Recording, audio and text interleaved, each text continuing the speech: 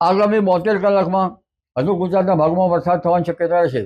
છત્તીસગઢનું હવાનું હળવું દબાણના અસરના કારણે થવાની શક્યતા રહેશે, જેમાં લગભગ વડોદરાના ભાગો, મહીસાગરના ભાગો, પંચમહાલના કેટલાક ભાગોમાં વરસાદ થવાની શક્યતા રહેશે.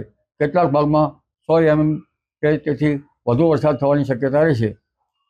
ખાસ કરીને પૂર્વ ગુજરાતના ભાગોમાં વરસાદ થવાની શક્યતા રહેશે.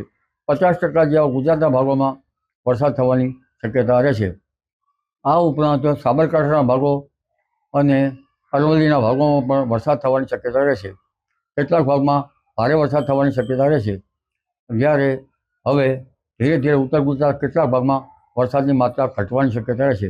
કચ્છના ભાગોમાં પણ વરસાદની શક્યતા ઘટવાની શક્યતા રહેશે. પશ્ચિમ સૌરાષ્ટ્રના ભાગોમાં ક્યાંક છૂટો છવાયો વરસાદ થઈ શકે. દક્ષિણ સૌરાષ્ટ્રના ભાગોમાં ભારે વરસાદની સ્થિતિ રહેવાની શક્યતા રહેશે. હજુ ભાવનગર અને દક્ષિણ સૌરાષ્ટ્રના અન્ય ભાગ, સૌરાષ્ટ્રના ભાગોમાં હજુ ભારે તો કોઈ ભાગમાં અતિ ભારે વરસાદની શક્યતા રહેશે. દક્ષિણ ગુજરાતના ભાગોમાં ભારે તો કોઈ ભાગમાં અતિ ભારે વરસાદ થવાની શક્યતા. દક્ષિણ આહવા, વલસાડ વગેરે ભાગોમાં ક્યાંક પૂરની સ્થિતિ રહી શકે. એટલે હવે વરસાદ ઘણા ભાગોમાં પ્રમાણ ઘટશે, એટલે વરાપ થવાની પણ શક્યતા રહેશે. આગામી તારીખ 10-11માં રાજ્યના ભાગોમાં ક્યાંક વરાપ થવાની શક્યતા રહેશે. ખેડૂત ભાઈઓ વરાપ થઈ ખેતીનું કાર્ય કરી શકે, પરંતુ 7મી જુલાઈ પછીનું વરસાદી પાણી સારું ગણાતું નથી, એટલે વરાપ થઈ કૃષિ કાર્યો કરવા સારા રહે.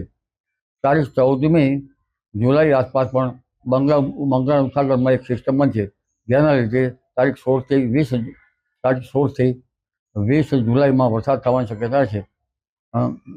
અને ઓગસ્ટની શરૂઆતમાં પણ અણધાર્યો વરસાદ થવાની શક્યતા રહેશે. એટલે એક પછી એક સિસ્ટમો આવી રહી છે, જેના કારણે વરસાદ થવાની શક્યતા રહેશે. ઓગસ્ટમાં ઇન્ડિયન ઓશન ડાયપોલ કંઈક સાનુકૂળ થવાની શક્યતા રહેતા ઓગસ્ટમાં વરસાદ થવાની શક્યતા રહેશે. એટલે હવે એક પછી એક સિસ્ટમમાં છે, જો કે તેમાં અલ નીનોની તો કંઈક અસર રહેવાની શક્યતા રહેશે.